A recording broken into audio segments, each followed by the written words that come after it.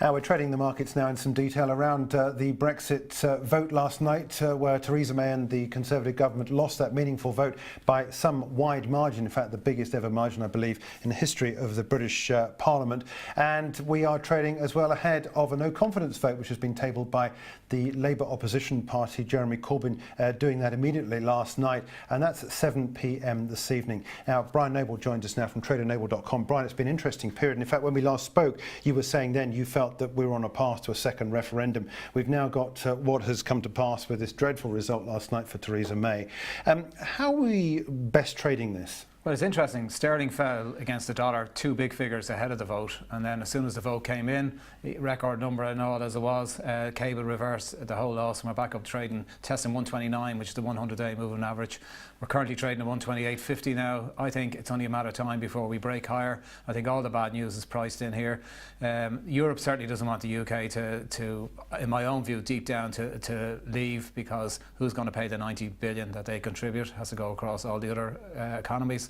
So I think it's inevitable over time that we're going to have, it's going to be kicked down the road, and eventually there will be another referendum. So your best case is, in fact, despite the fact the Europeans have said they're not going to renegotiate Theresa May's deal, you think at the edges they will start to nibble away at it? Yes. Okay. I mean, I think everything has been postponed. No matter what agreements go on and any trade wars, or you saw it with the States and China, suddenly it's another 90-day extension. Yeah. I think the same here. The withdrawal agreement will be extended, and then there'll be more naffing around the sides, and then we'll come with eventually there will be a referendum.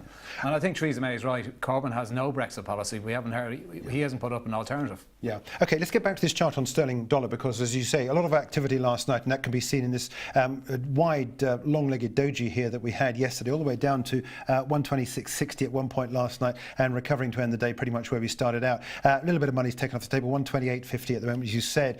Where would you trade this up to? You're long this. I'm long. I've been long pretty much since we were here with you 3 weeks ago, kind of around the 128 area. We haven't done a lot. It's been, as you would see, it's been mainly sideways trading. I know we got down to 125 on the flash crash just after the beginning of the new year. We're back up. I think the price action is telling you it's a bit like the US stock market. The economic numbers have been awful, and yet the stock market has gone up. So when you see a market rising on bad news, you got to respect it. And I think it's similar here with sterling. I think inevitably we will take out this 129 area. This 128.50, 129 is strong resistance. Eventually it will be broken, and I think we'd head back to 133, 134.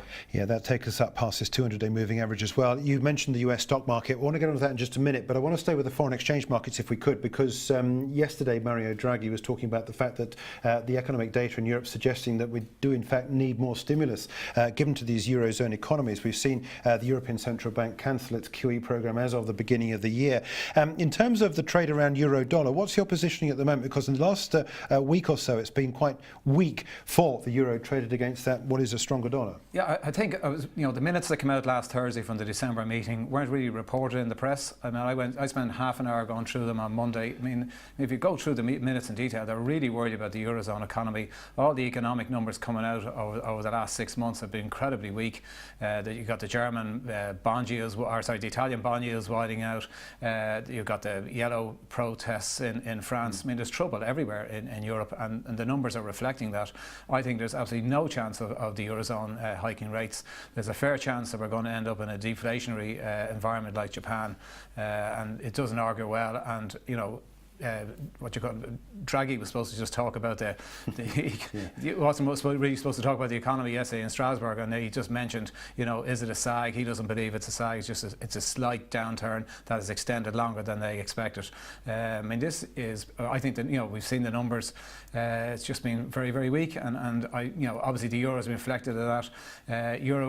For the euro to really get back, nobody wants a strong currency. That's the problem. So the US would prefer a weaker dollar, but for the dollar to get weaker, the euro needs to break 115.60. On the downside, this 112.15 that's held on 3 occasions is very strong support.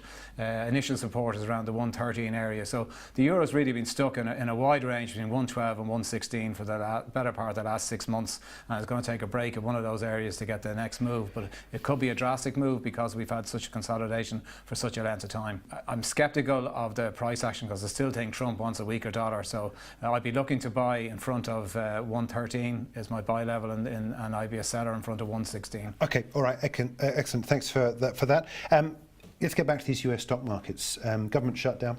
Got trade worries between the US and China, but one look at the charts, certainly the last couple of weeks, and you think to yourself, what's going on? Have we got the government back in operation? Has the trade deal been agreed? I mean, we've seen this market move higher and higher still. When you were last in, you were talking there about a long trade. It's worked out neatly.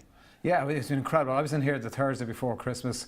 S&P was probably trading around 24.90 at the stage. Had an incredible 160 point fall between the Thursday and Christmas Eve on Monday. One thing that I follow is internally in the market is called the McClellan oscillator. On the Friday before Christmas, it closed below -300, one of the highest negative readings ever. On the Monday, in the last 20 minutes of trading, the S&P fell 30 points. Dow fell nearly 400 points. McClellan oscillator closed at -327. On Boxing Day, when we opened, market traded sideways to lower for 3 or 4 hours, and then we had this biggest points move ever in the Dow, and the Dow moved up 1,100 points. I've no doubt the central banks come in and supported the market. We see that the Swiss National Bank are the biggest shareholder in Facebook. So to say the central banks are not in here, I think that the economic numbers have been awful, and yet the stock market has rallied. Now the McClellan oscillator has whipped around the other way, and suddenly we're up at plus 252 last night. So from grossly oversold, we're severely overbought. The 50-day moving average is around the 2630 area. So that's held the whole downtrend since we broke down in December, beginning of December. So I think here I would be a seller into the 2630 area with a 20 handle or 20 point stop. If we do take out 2630 to 50, then we're going to run up to 2700, and everyone is rosy in the garden again. Yeah. Okay. Before we let you go, just one last update on gold, because we always talk about this. In fact, gold and silver when you're in. What's your trade on gold at the moment? Because we've seen it approach this magical 1300 level and fail. Yeah, it's amazing. The 4th December in a row, gold has rallied strongly into late December, into early January. It suddenly hit a roadblock at 1300.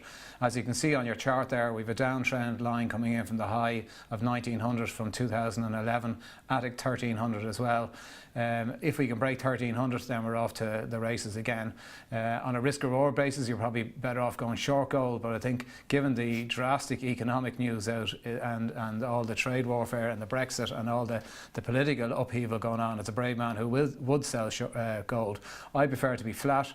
If we break 1300, go with it. You can have a $10 stop, a very tight stop, but gold could easily run to 1330, 1340 very quickly. Okay, all right, Brian, thanks indeed for dropping by. It's a pleasure to talk to you. Amid all this Brexit chaos, there are other stories out there, as Brian was saying, with his indications on how he's positioned in the markets around some of the popular trades. If you want to catch up with more with Brian, you can catch him on his website, tradeonabled.com.